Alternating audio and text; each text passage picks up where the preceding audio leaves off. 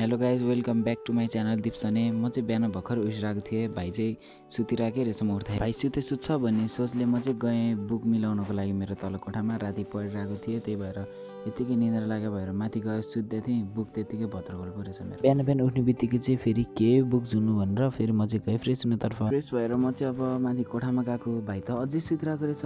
ओ भाइ उठ न उठ भन्छु, उठ्दै उठ्दैन। पछि त उठ्ने बित्तिकै आइ गाइज दिन्छ।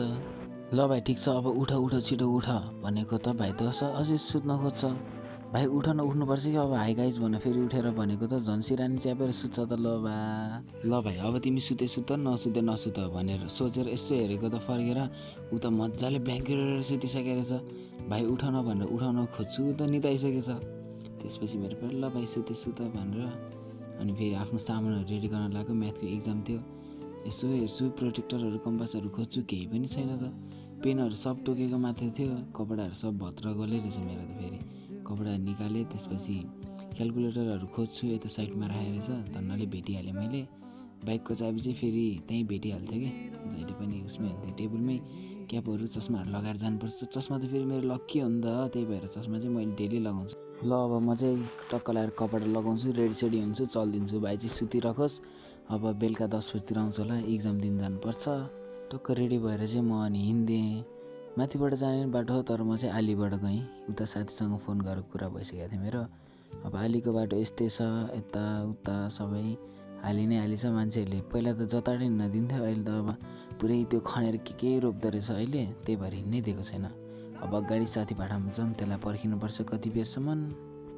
आफू चाहिँ इक्जाम दिन जान्छु भनेर लुइकाली हिँडेर जान्छु, साथी त आएकै छैन।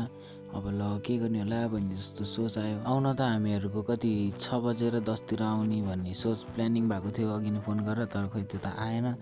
अब 5 मिनट पर्खिन्छु, आयो भने आयो, आएन भने चाहिँ म त गइदिन्छु भनेर सोचिरहेको थिएँ। त्यो त आइरहेछ। त्यो आइसकेपछि हामीहरू सिधै स्कुलतिर लाग्यौँ। 5 मिनट 10 मिनट जति हिँडिसकेपछि हामीहरू स्कुल पुग्छौँ। अनि यता चाहिँ अब लाज लाग्यो कि मलाई मान्छेले जिस्काउँछन् र त्यसपछि मैले भिडियो बन्द गरिदिएँ। अरूले त के जिस्काउला, तर आफ्नै केटाहरूले जिस्काउनु लाग्यो अगाडिको भिडियो हेरेर। अनि के भन्नु लाग्यो, ब्लगर के भन्नु लाग्यो। त्यसपछि मलाई पनि कस्तो लाग्यो। त्यसपछि एउटालाई यसलाई देखाइदिएको मैले, ल हेर भनेर देखाइदिएँ। पछि त अरूलाई पनि बोलाउँछ यो त। अनि सिधै इक्जाम सक्यो हामीहरूको। इक्जाम सकेर बाहिर निस्किएको मात्र थियो। त्यसले एउटाले चाहिँ पास हुन्छ, तिमी पास हुन्छ मात्र भन्न लाग्यो। आफूले चाहिँ एउटै गरेको छैन। कति 3टा हो कि 4वटा पेपर थपेछ जब, अनि त्यतिमा नि पास हुन्छ भन्न लाग्यो त्यसले। अनि म चाहिँ ल जे भयो नि होस्, इक्जाम आएपछि देखा जाएगा न भनेर हिँडिदिएको। बाहिर निस्किएको मात्र थियो। अङ्कलले हेऱ्यो, ल म चाहिँ निस्किदिइहालेको त्यसपछि भित्र। अनि त्यसपछि अब यस्तै हो, इक्जाम पनि सकियो। घरबाट